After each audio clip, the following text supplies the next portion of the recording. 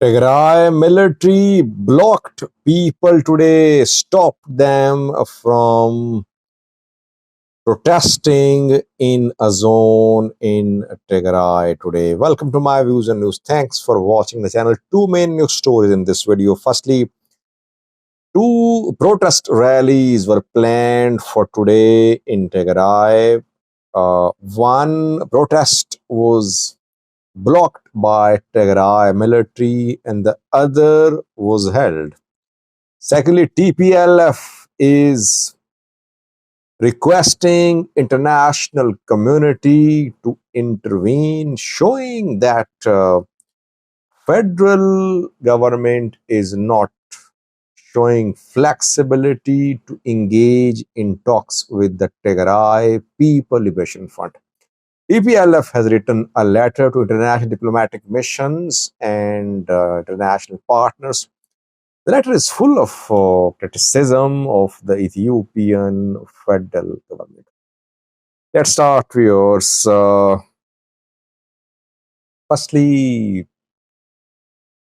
uh, two protests were due to be held in Tigray today. That means Tuesday. Last night we heard reports about preparations for these protests. We saw protests in recent days in southern Tigray, Lamata, Mihoni, Macho. Southern Tigray, the stronghold of anti-TPLF forces, the TPLF elements, and military there could not stop those protests. In Alamata, a big protest could not be held because of the opposition from military and because of the Amhara residents of Alamata city. Yesterday, calls were being made for two protest rallies in southeastern zone of Tigray. It was announced that in Adi Gudam and Hintalo, protest rallies will be held against TPLF, the Bretson Group. Adi Gudam is the place where military dismantled the government a few months ago. By force, the government was dismantled. There was a clash between the people and the military. Their military opened fire. Some people were injured, if you remember. Before Getacheo's removal from Makale, Adi Gudam local government was dismantled by military, if you remember. I did some videos back then. And then the residents of Adi Gudam protested in Makale, Getachew, and where they held a meeting with Adi Gudam residents. Adi Gudam residents demanded the withdrawal of Tigray military, if you remember, in the past. In recent months, not in the past. So in Adi Gudam, people wanted to protest against TPLF, but military did not allow the people, the residents of the town, to come out. So this morning, contingents of Tigray military started patrolling the streets of Adi Gudam, small town.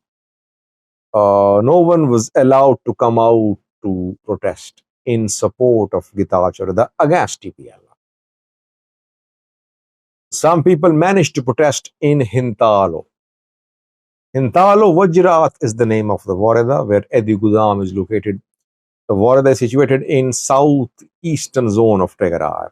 In Hintalo, there was a protest against TPLF. The protest was in some countryside location in a mountainous area, perhaps not very dense and not densely populated area. I have placed a screenshot from the protest video on the thumbnail. You can see that the military prevented a protest in Adi Gudam, but in Hintalo, some people protested against the TPLF. If you remember, TPF, Tigray Peace Force, warned military. The military and TPLF people must stop their activities in southeastern zone.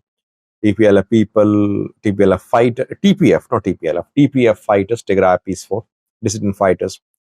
They threatened to take action against Tigray military, against TPLF in selected locations if military and TPLF did not stop uh, in their attempts to dismantle governments and crush anti-TPLF groups in different parts of Tigray. Let's see what TPF does. Meanwhile, TPLF, Tigray People Liberation Front, has written a letter to international diplomatic missions and international partners. 14-page letter, which is full of criticism of the federal government. Firstly, writing of this letter by TPLF to international community indicates that there is no direct engagement ongoing between TPLF and federal government. Federal government is not willing to talk to TPLF. TPLF wants to talk to federal government, by the way.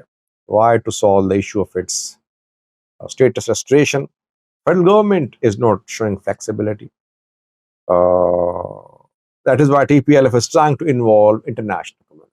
It wrote a letter to AU, if you remember, after its status was revoked by National Board of Ethiopia.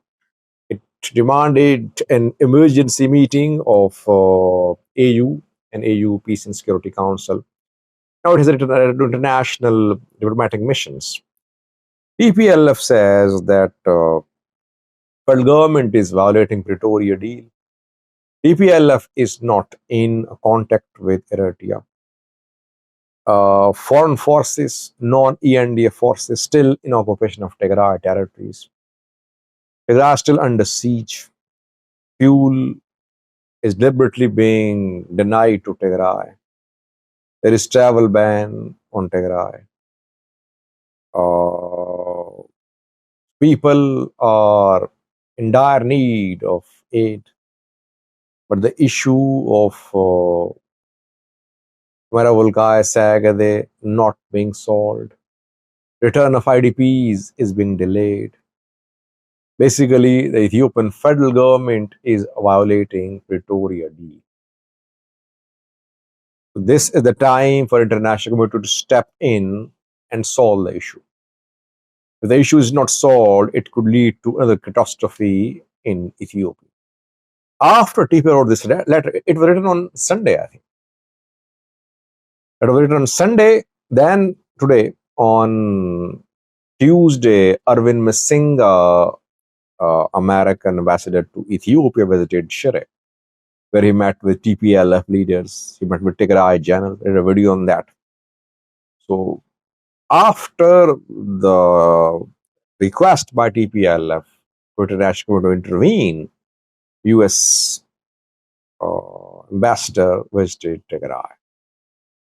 So, TPLF is pinning its hopes on Westerners, that Westerners will put pressure on Abiy to restore TPLF as a political party. So a lot depends upon Americans and Westerners now. How involved are they now in Ethiopia and Tigray? Will they pressurize the federal government to restore TPLF status? Or will they ask TPLF to cut off all ties with Eritrea and start dialogue with the federal government and agree to NABE's decision about new registration, not restoration of its status? All that remains to be seen. Basically, just like Pretoria was mediated by foreigners, by Westerners, it seems the ongoing escalation can also be sorted out and diffused by foreigners only. Foreigners being Western diplomats. There is no likelihood of direct talks between TPLF and federal government and de-escalation. Americans, Western will have to intervene. And when Varade was appointed as the president of Tigray a few days ago, we know that when Varade met with PM Abiy, American diplomats were there too. US is making main decisions about peace and stability in Ethiopia, especially in Tigray. Thanks for watching.